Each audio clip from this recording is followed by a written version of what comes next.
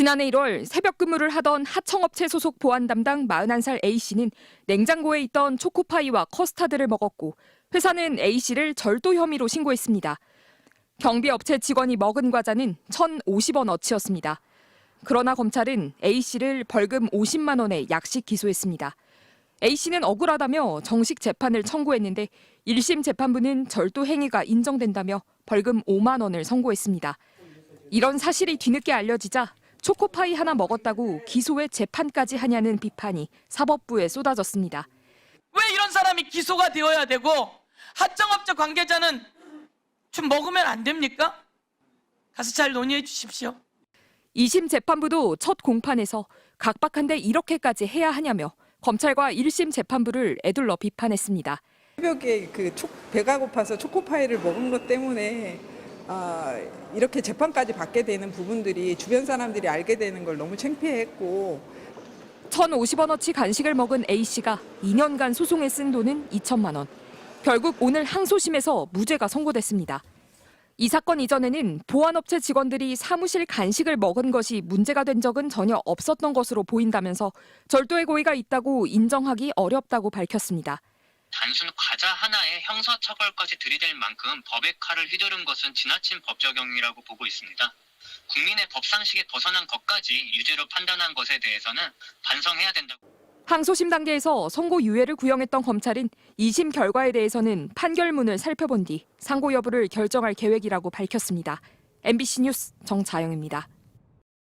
사무실 냉장고에 들어있는 초코파이와 커스터드를 꺼내 먹은 죄로 법정에선 보안업체 직원의 사연이 알려지면서 논란이 일고 있는 가운데 사건이 경미한데도 재판까지 온 것은 해당 직원의 노조 활동과 관련돼 있다는 의혹이 제기됐습니다. 전북 완주군 현대차 전주공장의 협력업체 직원 41살 A씨는 지난해 1월 원청업체 사무실 냉장고에 있던 450원짜리 초코파이와 600원짜리 커스터드를 꺼내 먹었습니다. 그런데 이 사실을 알게 된 업체 관계자가 신고해 A씨는 절도 혐의로 기소됐습니다.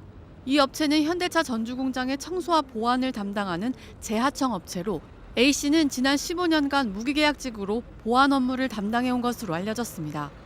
그러던 지난 2022년 A씨는 노조 활동에 나서기 시작했는데 당시 현대차 비정규직 지회는 다단계 하청 구조 개선을 주장하며 성과급 차별 중단과 사내 하청 정규직 전환 등을 요구했습니다. 마침 초코파이 사건이 벌어진 2024년 1월은 A씨가 일하던 재하청 업체가 하청에서 탈락된 시기.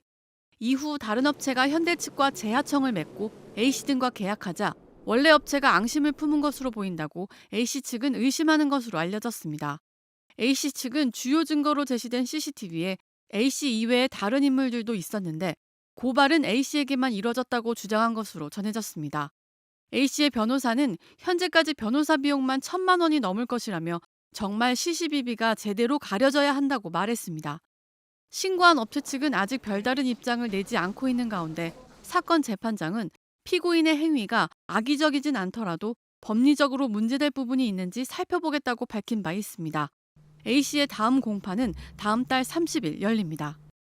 400원짜리 초코파이와 650원짜리 커스터드 과자를 사무실 냉장고에서 꺼내 먹은 혐의로 기소된 전북 완주군의 한 협력업체 직원 A씨. 항소심까지 간 이 사건 재판에서 재판장을 맡은 김도형 부장판사는 각박한데 이렇게까지 해야 하냐고 멋쩍은 표정으로 말했습니다. 앞선 수사와 재판 과정에 대한 기록을 살펴본 뒤 헛웃음을 지으며 이렇게 언급한 겁니다. A씨의 변호인은 금액이 적은 사건인데도 항소심 법정으로 가져온 건 그런 부분에서 문제가 있다고 본 것이라며 절도의 고의가 성립한다는 게 이해가 가지 않는다고 말했습니다. 사건 장소는 누구나 왕래할 수 있는 사무실이었고 음료수와 과자는 공개된 장소에 있는 물건이었다며 훔치려 했다면 초코파이와 커스터드를 하나씩만 들고 갔겠냐는 겁니다. 김 부장판사는 A씨의 행위가 악의적인 건 아니지만 법리적으로 문제될 부분이 있는지는 살펴보겠다며 1심 판결이 나왔으니 항소심에서도 절도 혐의가 성립되는지 따져보겠다고 밝혔습니다. A씨는 지난해 1월 회사 내 사무실 냉장고에 있던 초코파이와 커스터드를 꺼내 먹은 혐의로 재판을 받고 있습니다. A씨는 평소 물류회사의 탁송기사들이 냉장고에 간식이 있으니 먹어도 된다고 했다고 주장했지만 검찰은 절도 혐의로 기소했고 1심 재판부도 절도에 고의가 있다며 벌금 5만 원을 선고했습니다.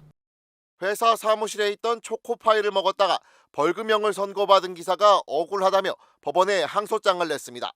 40대 화물차 기사인 A씨는 지난해 1월 전북 완주군의 한 물류회사 사무실 냉장고 안에서 초코파이 1개 등 1,000원어치 과자를 꺼내 먹었다가 절도 혐의로 기소됐습니다.